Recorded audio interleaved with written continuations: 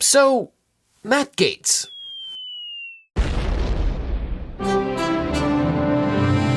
Sponsored by Ting Mobile.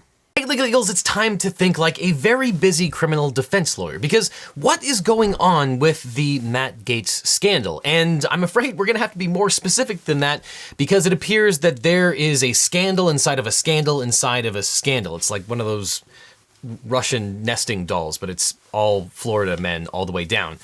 But the question is, did any of Matt Gaetz's alleged relationships break the law? Are the wild stories about Matt Gaetz and his father just a pack of lies dreamed up by two men who were trying to blackmail the Gaetz family, or does it hold some truth? So let's go through the timeline of allegations against Congressman Gaetz and see if any of these allegations might give rise to illegal conduct. And let me stress that at this point, these allegations are all unproven. He denies everything, and there are conflicting accounts.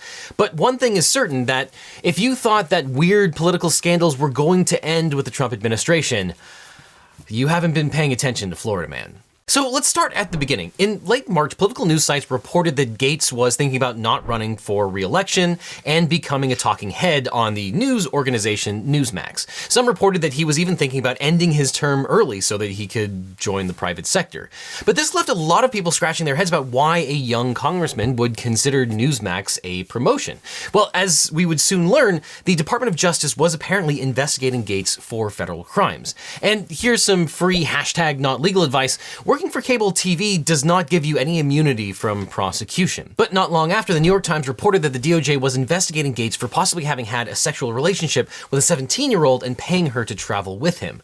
Not surprisingly, several federal statutes make it illegal to induce someone under the age of 18 to travel over state lines to engage in sex in exchange for money or something of value. The main federal law is 8 U.S.C. 1591, which prohibits sex trafficking of children by force, fraud, or coercion. And for purposes of this law, a minor is someone under the age of 18 years old. The statute also makes it a federal offense to knowingly recruit, entice, harbor, transport, provide, obtain, or maintain a minor knowing or in reckless disregard of the fact that the victim is a minor and would be caused to engage in a commercial sex act. And that is defined exactly the way you would think it was. Now, Section 1591 does not require proof that either the defendant or victim crossed state lines or international lines. The prosecution also doesn't need to prove that the defendant used force, threats of force, fraud, or coercion. But if the victim was between 14 and 17 years old, the penalty is a minimum sentence of 10 years in prison up to life. Now, Gaetz has denied the charges and told the New York Times, quote, "I have a suspicion that someone is trying to recategorize my generosity to ex-girlfriends as something more untoward," which sort of raises the question, how do you mischaracterize generosity toward someone who is not a minor in this context? But that is a question for another time. And here there are reports that the alleged 17-year-old victim was also involved in a felony sex trafficking count against Joel Greenberg.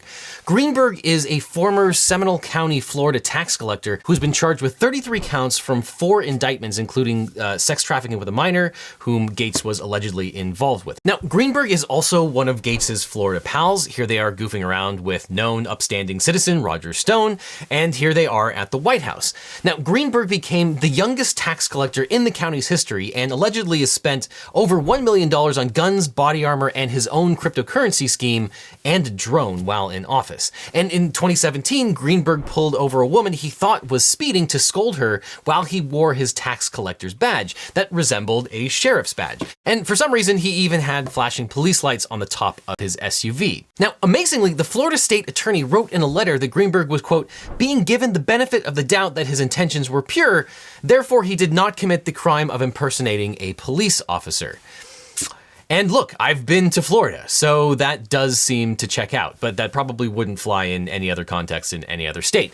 But in 2018, Gaetz publicly endorsed Greenberg's bid for re-election, saying that one day Greenberg would make a fine member of Congress.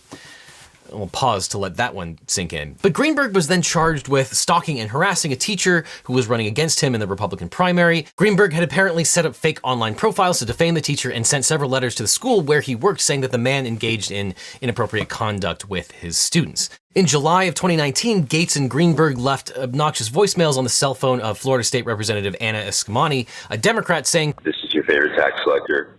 I'm up in the Panhandle with your favorite U.S. Congressman, Mr. Gaetz. Hi, Anna. Then, in August of 2020, Greenberg was indicted on 14 more counts, including sex trafficking charges related to a minor between the ages of 14 and 17. Now, unfortunately, the details of Greenberg's alleged trafficking scheme are also essential to understanding why Gaetz is in hot water. First, federal prosecutors allege that Greenberg used his position as tax collector to access the Florida driver and vehicle information database, where he would research women and girls. Some of the individuals Greenberg researched were involved in sugar daddy relationships with Greenberg. And Greenberg allegedly abused his position and took surrendered driver's licenses before they were shredded by his office staff and created new IDs with his photograph but with the personal information of his residence. And not surprisingly, during a search, police found fake IDs in Greenberg's office and materials used to create those IDs as well.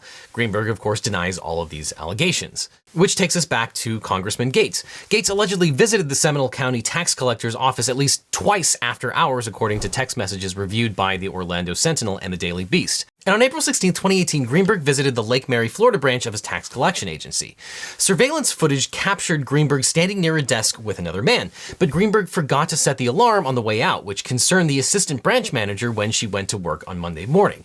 That employee found driver's licenses scattered all over the desk instead of in the appropriate disposal basket. She reviewed the camera footage and alerted her boss, who sent Greenberg a text message saying, quote, "Did you happen to visit the Lake Mary office on the weekend?" The Daily Beast reports that Greenberg responded, "Yes, I was showing Congressman Gaetz what our operation looked like. Did I leave something on?" And according to the Daily Beast, text messages show that Greenberg was helping Gaetz get some duplicate IDs. They report that on September 2nd, 2018, Greenberg directly asked an employee to quickly create a new card that complies with the heightened security standards of Real ID, a process that would normally require providing additional documentation, according to the images. The Daily Beast goes on to report that Greenberg texted one of his employees, quote, "Amy, is there any way to assist one of our congressmen in getting an emergency replacement ID or DL by Tuesday, 2 p.m.?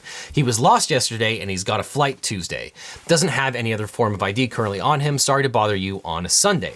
Greenberg then confirmed that the favor was for, quote, Matthew Lewis Gaetz Jr., born May 7th, 1982. If you didn't know, Gaetz represents Northwest Florida, while Greenberg was tax collector in Seminole County, which is 472 miles away from Gaetz's district. So, why did Gaetz need the tax collector from outside his district to create IDs for him? These are, of course, red flags, so when the Secret Service was apparently investigating Greenberg for identity theft, they discovered the link to Gaetz. And shortly before the story about Gaetz broke, Greenberg was indicted yet again, this time for allegedly submitting false claims to receive pandemic relief aid from the government and trying to bribe a government official. Yes, Greenberg allegedly did all of this after his other legal troubles. And reports say that the independent Gaetz investigation was launched under the Trump administration and that Attorney General Bill Barr was briefed on the matter and actively tried to avoid meeting Gaetz in person because of potential improprieties given the ongoing investigation. And there is yet more evidence that the Gaetz-Greenberg investigation involves other Florida officials. A woman told investigators that she had had sex with Greenberg, Gaetz, and another guy involved in Florida GOP politics. Several sources told reporters from FloridaPolitics.com that the third man is former Florida Department of Business and Professional Relations Secretary Hazley Bashirs, who resigned in January. The woman allegedly was a minor at the time of the sexual encounter, and several reporters say that she has already testified in front of a grand jury about having had sex with Matt Gaetz. And according to another unnamed Florida Republican who claims to be influential in state politics, Greenberg texted him on August 14th and started fuming about the investigation. The source claims that Greenberg was paying the legal fees for the woman who allegedly slept with Gaetz and Greenberg. Quote, Greenberg initially referred to the young woman as Vintage 99, referring to the year she was born, 1999. Pro tip, putting inculpatory evidence in digital form, especially when you're talking about the birth date of a minor, really not the best way to conduct criminal activity. According to reports, Greenberg wrote, "I'm having to pay for Vintage 99 to retain a lawyer. They, the federal agents, contacted her and are wanting her to talk. She doesn't want to talk to them." Now, paying for someone's legal fees is not necessarily illegal, but it does raise a whole host of questions. The woman in question is now allegedly 20, but was allegedly 17 at the time of the encounter.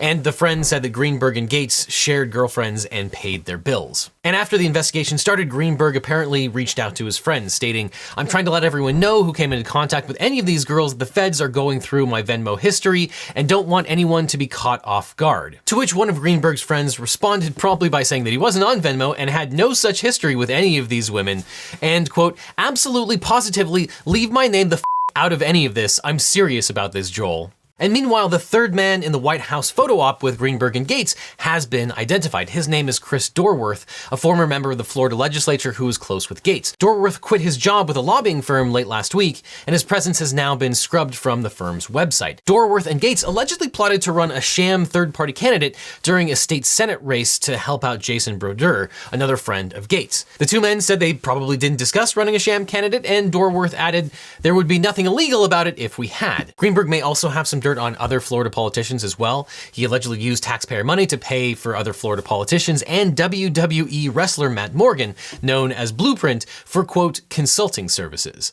Auditors have yet to find the documentation for what these payments were actually for. Morgan happened to owe about $40,000 in federal taxes, and the consulting payments happened to be for about $40,000. Florida voters later elected Blueprint to the Longwood City Commission because, of course they did, this is Florida after all. And back to Greenberg, sources told the New York Times that Greenberg would find women on sugar daddy websites, forums that would connect people who would go on dates in exchange for gifts, fine dining, travel, and allowances, and presumably have sex with them. He would then allegedly introduce these women to Gaetz, who would also have sex with him. And the reports say that the men would meet women to form mutually beneficial relationships between the two parties. But this probably goes without saying, but in America, you cannot pay for sex without breaking the law. So let's talk about the crime of solicitation. The New York Times originally reported that Greenberg and Gaetz had paid women for sex using Cash App and Apple Pay, stating, quote, "The Times has reviewed receipts from Cash App, a mobile payments app, and Apple Pay that show payments from Mr. Gaetz and Mr. Greenberg to one of the women and a payment from Mr. Greenberg to a second woman. The woman told their friends the payments were for sex with the two men, according to two people familiar with the conversations. In encounters during 2019 and 2020, Mr. Gaetz and Mr. Greenberg instructed the women to meet at certain times and places, often at hotels around Florida, and would tell them the amount of money they were willing to pay according to the messages and interviews." And additionally, the Daily Beast reports that they obtained records that the two men also used Venmo to pay the women for sex. Again, allegedly. Two of the transactions are from May of 2018 when Gaetz sent Greenberg $900. The first transaction from Gaetz says test. The second paid Greenberg $900 with a memo reading hit up blank using a nickname for one of the girls. 6 hours later, Greenberg paid 3 young women $900. In the memo line for the payments, Greenberg wrote tuition, school, and school. One of the girls had just turned 18 about 6 months before the transaction, so the report does not name her. And according to the Daily Beast, Gaetz's Venmo transactions were once public, but they disappeared this week as the investigation moves forward. Just a reminder, you may want to set all of your Venmo transactions to private, whether you're doing something illegal or not. Hashtag not legal advice. The Daily Beast was also able to confirm that the circles of contact between Gaetz and Greenberg overlap using Venmo records, Instagram, and campaign finance records. Quote, Gaetz and Greenberg share 2 direct Venmo connections with women who received payments from Greenberg. Greenberg is also accused of misusing taxpayer funds, with at least $300,000 allegedly being used for hotels, travel, meals, consulting, and even cash advances on a county credit card, which takes us to the possible crime of enticement of a minor. If Greenberg and Gaetz had contact with minors using technology, like these sugar daddy websites or text messages or payment apps, if that's true, they could be charged with violating 18 U.S.C. 2422, which makes it a crime to use the U.S. mail or certain technology such as the internet, the telephone, to persuade, induce, entice, or coerce a minor to engage in prostitution or any other illegal sexual activity. And it's possible that these alleged acts might give rise to a violation of the Mann Act as well. But there's also the international travel aspect of this. Federal investigators are also looking into a Bahamas trip that Gaetz allegedly took in late 2018 or early 2019 with a marijuana entrepreneur. The marijuana guy allegedly paid for the travel accommodations and female escorts. But even if the other guy was responsible, that wouldn't necessarily get Gaetz off the hook, because 18 U.S.C. 2423 makes it a felony to, quote, knowingly transport an individual who has not attained the age of 18 years in interstate or foreign commerce with the intent that the individual engage in prostitution or any sexual activity for which a person can be charged with a criminal offense. This law targets human trafficking of underage people.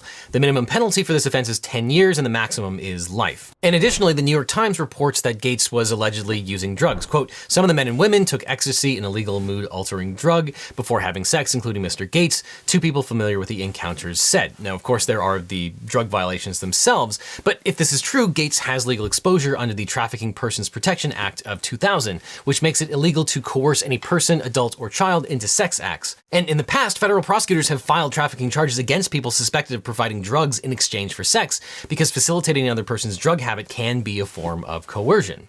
And then there's the issue of paying for hotel stays and meals in exchange for some sort of relationship. The Times reported that Gaetz had a cover story for anyone asking about his relationships. Quote, in some cases, Mr. Gaetz asks women to help find others who might be interested in having sex with him and his friends, according to two people familiar with those conversations. Should anyone inquire about their relationships, one person said, Mr. Gaetz told the women to say that he had paid for hotel rooms and dinners as part of their dates. And CNN spoke to two women who claimed to have attended several parties with Greenberg and Gaetz. Some of the parties took place after GOP political events. They say that they shared drugs like cocaine and ecstasy at the parties and witnessed Matt Gaetz taking pills. She said that he behaved like a, quote, frat type of party boy. It probably goes without saying, but if Gaetz did in fact use campaign funds for illegal activities or even non-campaign activities, that could certainly give rise to a campaign finance violation. CNN has reviewed receipts indicating that Greenberg and Gaetz used digital payment apps to send hundreds of dollars to at least one woman at these parties. One receipt had a label indicating the payment was for travel. And one of the women told CNN that Greenberg sent her money after some of these parties. She confirmed that some of the money was payment for sex, but she did not disclose who she slept with. The woman said that she did not receive money directly from Gaetz. And Greenberg allegedly bragged about partying with Gaetz. A source close to Greenberg alleges that he often, quote, sent identically worded messages to multiple women inviting them to parties through these so-called sugar daddy dating websites. If this is true, prosecutors would need evidence proving that there was some coercion because, generally speaking, it's not illegal to pay for hotels and dinner or give gifts as long as the people are actually both adults. And along these lines, Gaetz has defended his actions saying, quote, I've definitely in my single days provided for women I've dated, I've paid for flights for hotel rooms, I've been, generous as a partner. I think someone is trying to make that look criminal when it's not. And then there is the issue of the potential nude photos on his phone. Gaetz allegedly showed other lawmakers photos and videos of nude women he had said he had slept with, even showing pictures on the House floor. Now, is talking about sexual relationships a crime? No, not necessarily. But given the context, it is possible there was some illegality. First of all, if the photos or videos are of a minor girl, you can understand exactly why that would be illegal. And additionally, if the photos or videos were taken without consent, that could also be a crime. Washington, D.C. is one of the few jurisdictions with a so-called revenge porn law. This revenge porn law criminalizes the dissemination of sexually explicit photographs of anyone without his or her consent. But these revenge porn laws are not without controversy because they criminalize some form of sexting and are not necessarily pornographic. And then there are also the First Amendment implications. Former Democratic Representative Katie Hill resigned after her ex-husband shared nude photos of her, and a conservative website and British tabloid published those pictures. Hill quit and filed a lawsuit against the tabloid for violating California's revenge porn law. But just this week, a California court ruled that the publication was protected by the First Amendment. And ironically, Hill and Gaetz formed an unlikely friendship when she was in Congress. Now, grand jury proceedings are supposed to remain secret, and we don't know for sure if one is actually looking at Matt Gaetz. However, things are certainly looking grim for the congressman on that front. On April 8th, Greenberg's lawyer told the media that his client was negotiating a plea deal with prosecutors. I'm sure Matt Gaetz is not feeling very comfortable today. That's certainly a warning shot, and if you're Matt Gaetz's attorney, that's not something you want to hear from other defendants. And then, in perhaps the weirdest twist of all, on the same day that the allegations against Gaetz became public, he appeared on Fox News with Tucker Carlson. Gaetz denied the allegations, and then things got super weird when he said that he was the victim of an extortion plot. What is happening is an extortion of me and my family involving a former Department of Justice official. Gaetz also used it as an opportunity to remind Tucker Carlson of that time that he had dinner with Gaetz and one of his girlfriends. You and I went to dinner about 2 years ago. Your wife was there, and I brought a friend of mine. You'll remember her. I don't remember the woman you're speaking of or the context at all, honestly. And then he pointed out that Carlson knows what it's like to be falsely accused of sex crimes. I'm not the only person on screen right now who's been falsely accused of a terrible sex act. You were accused of something that you did not do, and so you know what this feels like. which is not a great way to ensure that you get a friendly interview in the future. But you should know that even if these extortion allegations are true, it's entirely possible for Gaetz to be a victim of extortion while also being investigated for illegal things that they actually have done. Often, the only way to extort someone is that they engaged in some sort of illegal conduct. But at this point, we don't know where the fabrications start and end. And specifically, Gaetz says that 2 former government officials found out about the investigation and tried to shake down the Gaetz family. Gaetz said that his father had actually been wearing a wire in order to help the FBI catch the alleged extorters. Don Gaetz is a former Florida Senate president who was the wealthiest member of the Florida legislature. The Gaetz family actually became extremely wealthy through the hospice care industry, and the senior Gaetz has backed his son's claim. Of course, the 2 individuals accused of blackmailing the Gaetz family have both denied these allegations. Even if someone was trying to extort Matt Gaetz and or his family, the mere fact of the extortion wouldn't change any of the criminal guilt associated with those alleged acts. So we'll see what happens with the extortion. Now, if there's one lesson that we can take away from any of that, it's that if you are potentially a criminal defendant, you probably shouldn't put inculpatory evidence in your Venmo history. But if you are going to pay for illicit activity over Venmo, then you'll need a good cell phone provider. And the best is Ting Mobile. I personally switched to Ting Mobile. Why? Well, because of this. Yes, that is a real cell phone bill that I got with my previous provider, and it's why I personally switched to Ting Mobile. And Ting Mobile has 3 brand new plans to make sure that that never happens to you. You can get talk and text for only $10 a month, data plans starting at $25 a month, and unlimited for $45 a month. Switching plans is actually really easy because you can keep your same phone number and use pretty much any phone that you want. And the service is great too because Ting partners with several massive networks, probably the very same one that you're using right now, but you get a huge discount. Now, actually, I can't tell you which ones because I always respect contracts, but let's just say that my service hasn't changed at all.